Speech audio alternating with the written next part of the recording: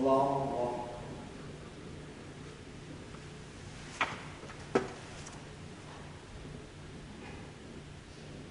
The Little League field was 2 blocks from my house. Almost every game I'd walk down to the field.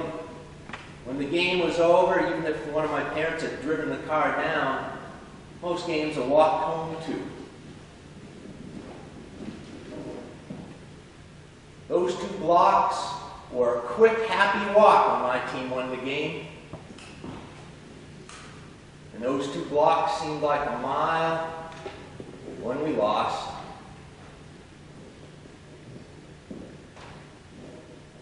Almost always made the walk with a friend named Michael who lived even further down the street than I did.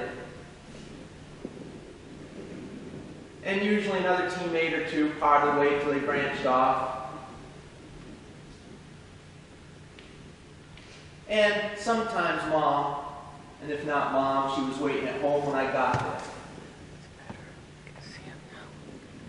Sometimes some of those friends who walked home were on the other team.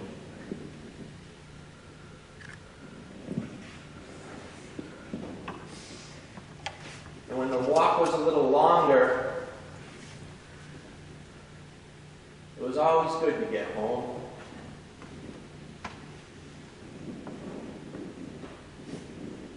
I learned from Little League Baseball, of all things, that when you got to make a long walk home, it is really good to have companions on the journey and somebody waiting for you when you get there.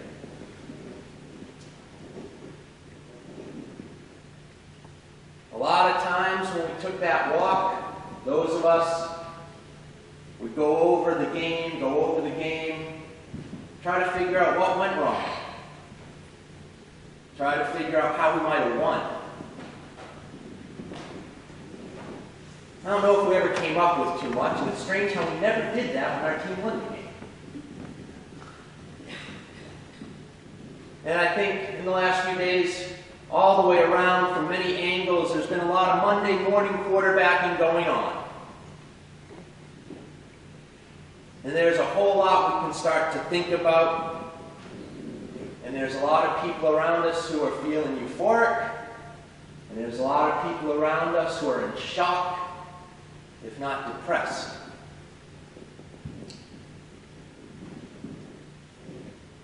There are many things we can do right now. We can take stock of a process.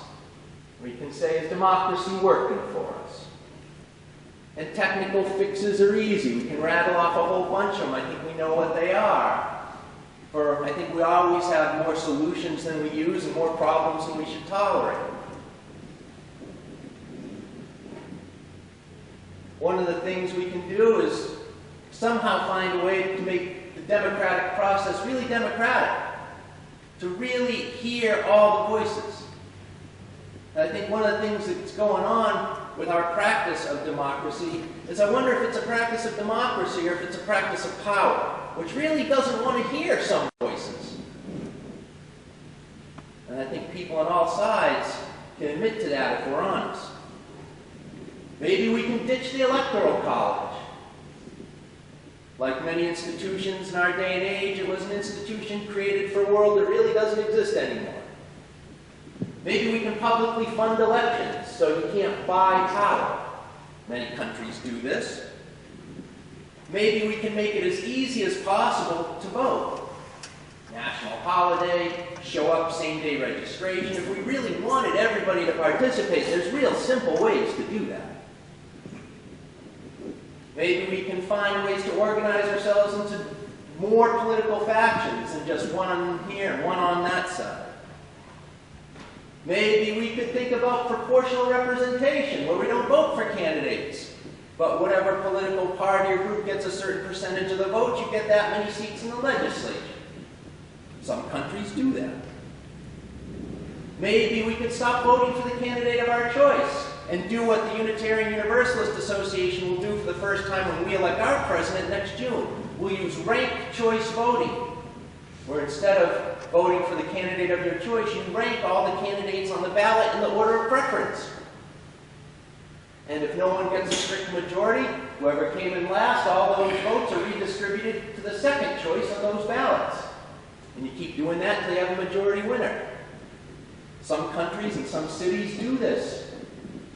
Instead of mudslinging, it actually fosters cooperation and working together to form coalitions, because you need second place votes.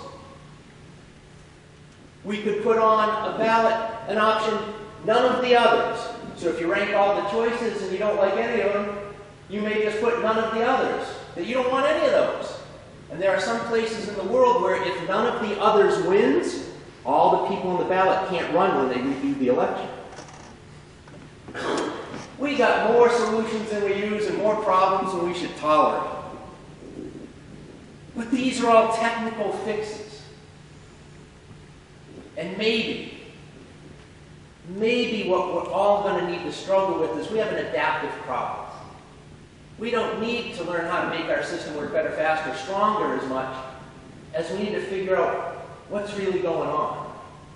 What are the questions we need to ask to find out about the problem that we need to solve? That's a lot harder.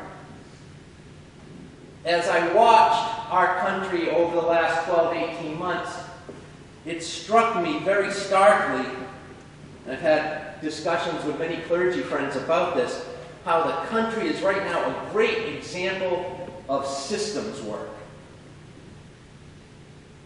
Systems, whatever they are, family systems, church systems, societal systems, environmental, biological systems. You know what they don't like? Change. What happens to a system when change is introduced?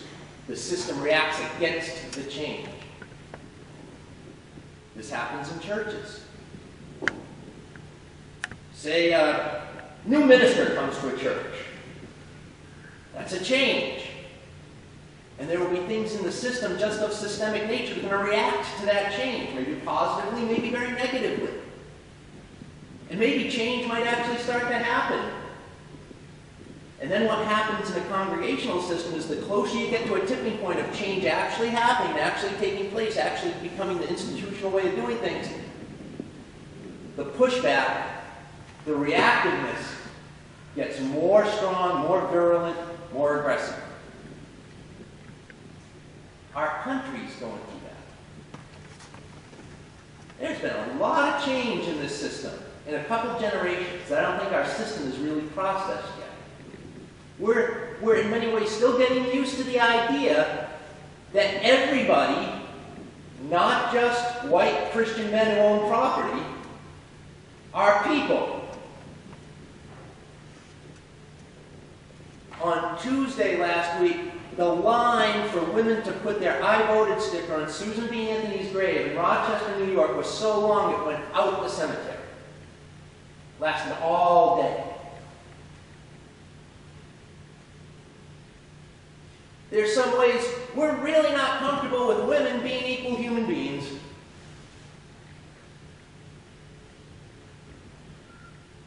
Our recent history has seen a civil rights movement.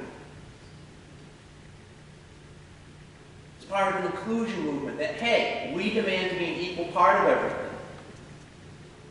Followed by the gay rights movement where, I'm sorry, but I'm a homosexual and I no longer will be a second-class citizen. And this is true for all the things that have happened, right, in recent history.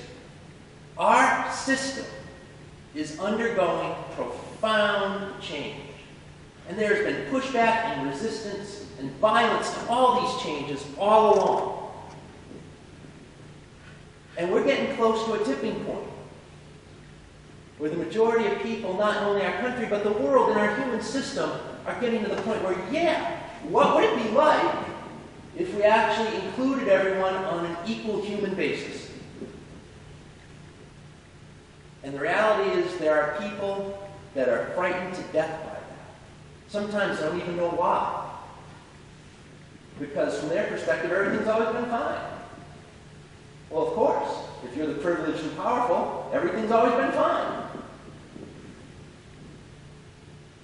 But if you're not, you know things are not fine, right? There's been a number of headlines this week that the only people surprised that a person won an election with hints and insinuations, if not outright statements, about white supremacy, the only people surprised about that person winning are white people. Of course. We're getting close to a major systemic change. A shift in values of the human family from what has previously been considered baseline to a new normal. And before we get there, as we know from systems theory, the system is going to face organized, strong resistance the closer we get to that actually happening. There's no guarantee how it turns out. Some systems need to do another regeneration cycle before they get to their change, or maybe the change takes on a different form. And our biggest task is, how do we live out values that we cherish in this process? Because this process did not end Tuesday, it didn't start Tuesday. It's an ongoing process. All systems processes are ongoing. Growth, conservation, death, regeneration, just keeps going like this. One of my little pieces of learning I picked up in recent weeks was a very interesting piece in the New Yorker magazine called "In the Heart of Trump Country." A reporter wanted to go see what life was like in the county that had the strongest vote for Trump in the Republican primary. And the article wasn't really about politics. It was about community. Because what the reporter found was the similar story with everyone she talked to in the county. Whether the people were white, or the children of Mexican immigrants, or recent Arab immigrants, or people of color. The first thing everybody talked about was how they felt a part of that community. And I found it fascinating when people got to discussing about who they were actually supporting in the election and why, of how much support went one way, from places you might not think it would come. And chiefly, it wasn't a political policy-driven statement that they were given. It was, we're all in this community here together in this county, and we've all been left out.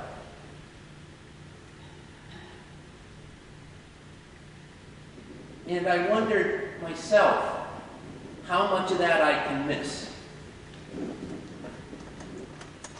In recent days, I think a couple of different things have come out as people try to analyze the results of an election. And I wonder if we just miss some stuff, like we're not even going deep enough. Maybe our task is, what are the challenges that get us to actually form community across differences? And they're hard. They're hard differences. And the challenge is very difficult. I wondered how much I have not noticed, for all I talk about community, how much I can't practice that. Wednesday morning, the memory that haunted me was something that happened to me 8 years ago, the morning after Barack Obama was elected the first time.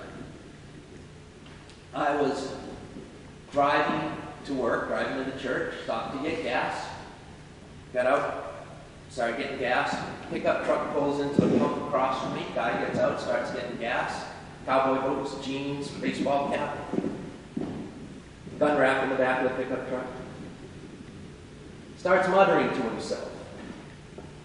And this is not suitable for church language. I can't believe that effing nigger won.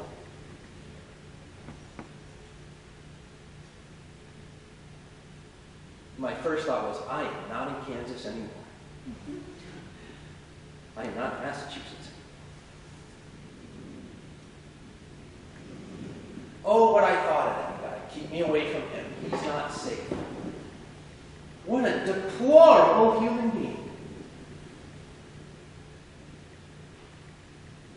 And I held that image of that guy for 8 years until Wednesday morning. Until I was him. It's going to be a long walk home. We got a lot of work to do. And yet, I think we also need to be careful that there's also not a false equivalency there. Using that language and that idea that he had, that in itself is divisive. And I think it's part of the problem that we haven't really addressed well enough. That when there's a systemic change, the people who have the most to lose from that change will be the most reactive against the change. And somehow we need to call to their attention that they too are valuable and we want them included. And that's really hard to do because sometimes it means the bridge at Selma, Alabama. Without being harsh, negative, or violent back, but knowing that reactivity can't yet see you as a human being.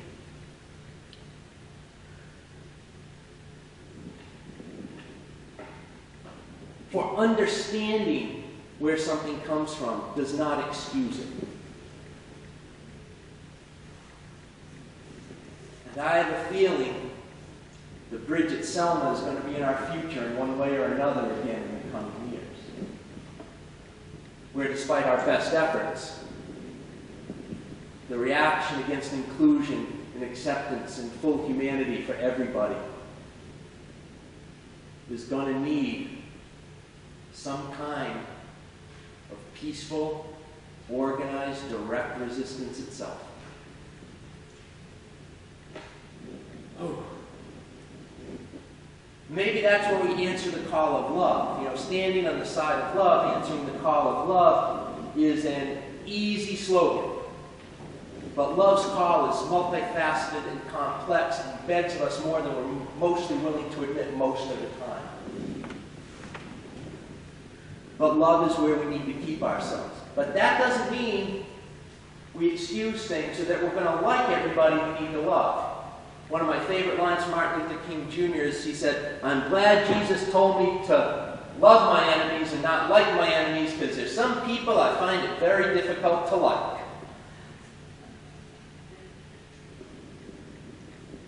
And I'm pretty sure that I would find that guy at the gas station mighty hard to like. But if I can't find a way to love him, I certainly don't belong up here.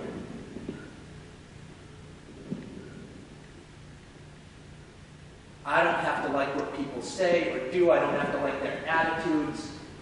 But I've got to love them.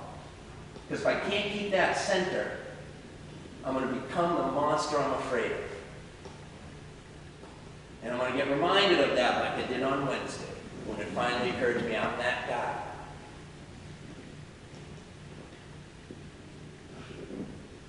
Love is greater than like. MLK told us love is understanding, redemptive goodwill for all people, so that you love everybody because they have inherent dignity and worth.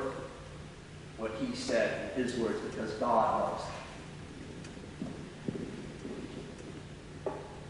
And that redemptive goodwill, that love in spite of everything, that helps us create the positive peace that Dr. King also used to talk about. That there are two kinds of peace. There's the negative peace, where there's the absence of open hostilities. And I think along gender and racial and sexual orientation and immigrant and all kinds of other lines, what our progressive steps forward have created is a negative peace. I talk about tolerance all the time, right? Tolerance is not enough, the first step. We've gotten there, but it's a negative peace. It's an absence of open hostilities. Well, all we've got to do is look at the news or check online to note that we don't have absence of hostilities anymore. There's people being hurt. There are people who are scared because of who they are.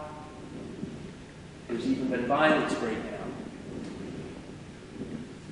The only way to get positive peace, an actual presence of goodwill and love between people, is a long, long walk home, but a very possible one.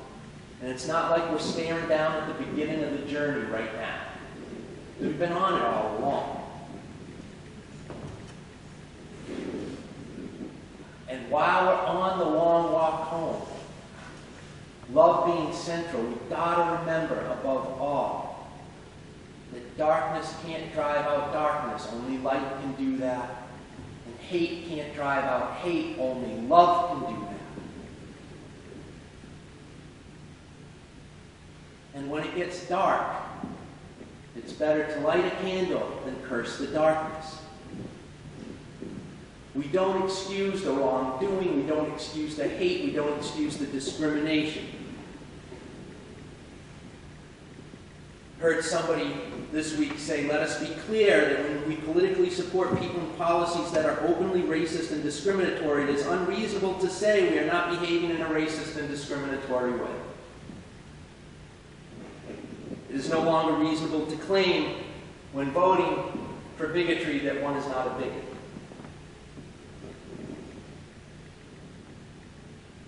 So doing would mean it's okay to treat people of color with violence as long as it's better for the economy.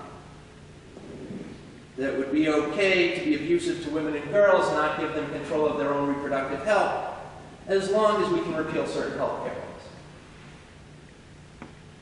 That it's okay to be hateful towards those of another religion, as long as we can get the Supreme Court justices we want.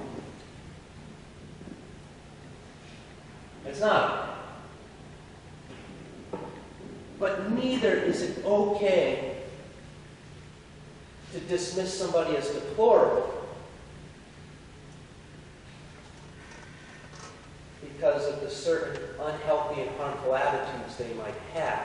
And they themselves might not understand. It's not okay to accept those.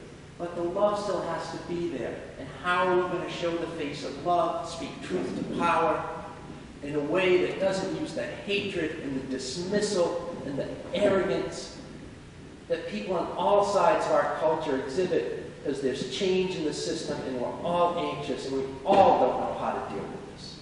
Yet, still, we can speak truth and still speak love. Answering the call of love demands no less of us than to do that. You know, if we want to dismiss anybody as deplorable, or we want to pass by on someone's equal humanity here because we've got a more important issue to go on, this story has been told to us as not okay way back from the Good Samaritan story, right? The religious guy is too busy going to an organized meeting against the Dakota pipeline to stop and help the person on the side of the road. The liberal is too busy going to organize for their Democratic candidate to stop and help the person on the side of the road. But the guy in the pickup truck across from me got the gas, saw somebody on the side of the road and said, hey, you don't look like you're doing so good. Right? The Good Samaritan. We cannot justify greater causes to pass by the person left on the side of the road from any angle and from either side. We cannot do that. That Jericho road is long. It's a long walk home.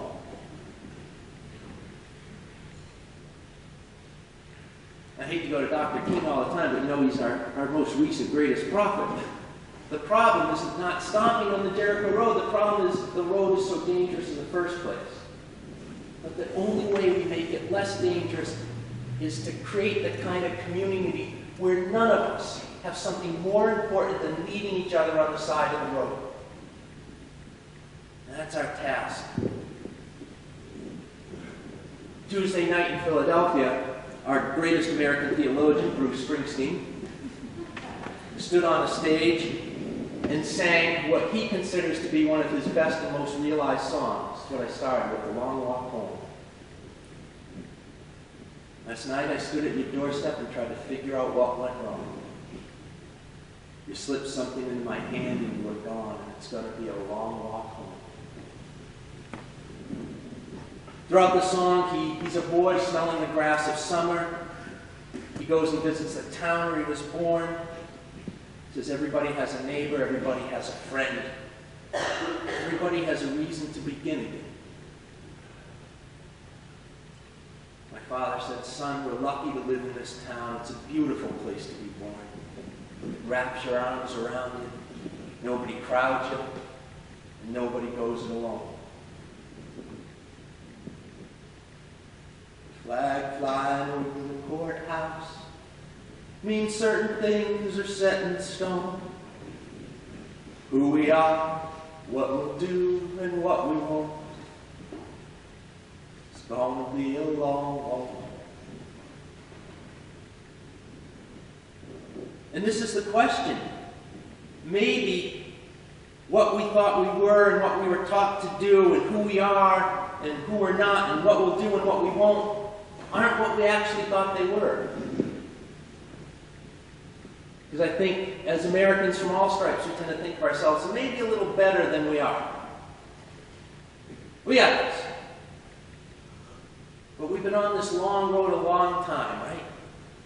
We've been on this road since 1776, if not before. We, the people of the United States, in order to form a more perfect union, establish justice, ensure domestic tranquility, provide for the common defense, promote the general welfare, and secure the blessings of liberty for ourselves and our posterity, do ordain and establish this Constitution.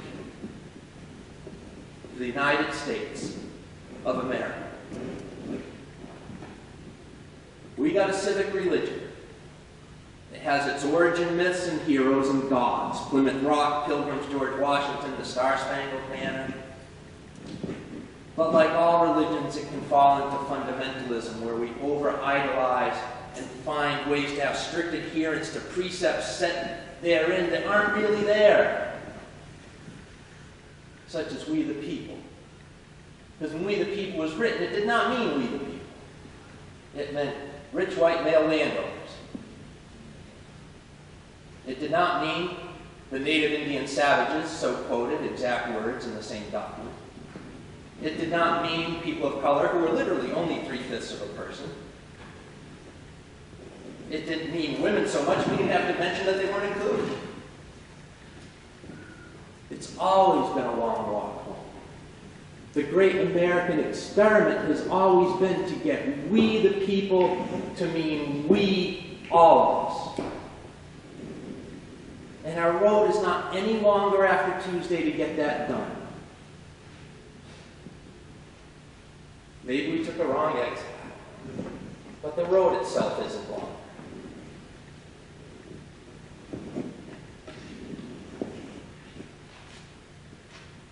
We, the people, have a long walk home.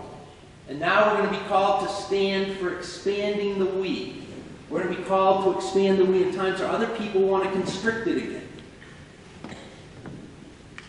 And this is going to be a time, I think, when our faith leaders are going to be asked to be present for direct action. There's already been a call to be present in Standing Rock, the way there was a call for people to meet Dr. King in Selma, Alabama. 100 of my colleagues went. There's going to be calls to be in direct action in Worcester, in Boston, in D.C. Will you understand if I go? Will you go with me? Tuesday was not the end of a journey, nor was it the beginning. We've always been on the long walk home. From where we started to the beloved community, the world we dream of. We need each other. We need companions on the journey. We need to be in community with those who are very different from ourselves. We need to be in community with others, with those who would exclude the others we're trying to be in community with. And until we find a way to do that, we're all poorer in spirit. The opposite, Jürgen Moltmann, theologian Jürgen Moltmann says, the opposite of poverty is not property and prosperity, it's community. The opposite of property and prosperity is not poverty, it's community. For in community, he says, we are rich. Rich in friends, rich in neighbors, and colleagues, and comrades, and brothers, and sisters, and resources. And right now, I think in many ways, most of us in America are not really all that rich in neighbors, in colleagues, and comrades, and resources, because we have too many comrades and family and friends and resources that are in great measure only exactly like us. And we need a diverse community for the long walk home, because the more diversity we have in our community, the more inclusion, the more resources we have to handle whatever might come our way. It's going to be a long walk home. But don't get down about the length of the walk, because the truth is it's always been a long walk home. We may be down a detour, we may have chosen another road, but the long walk has always been the one we're on. The long walk home from hate to love, from despair to hope. Our tradition itself has taught us that it's always been a long walk home. The arc of the moral universe is long, Theodore Parker said, but it bends toward justice. We have each other.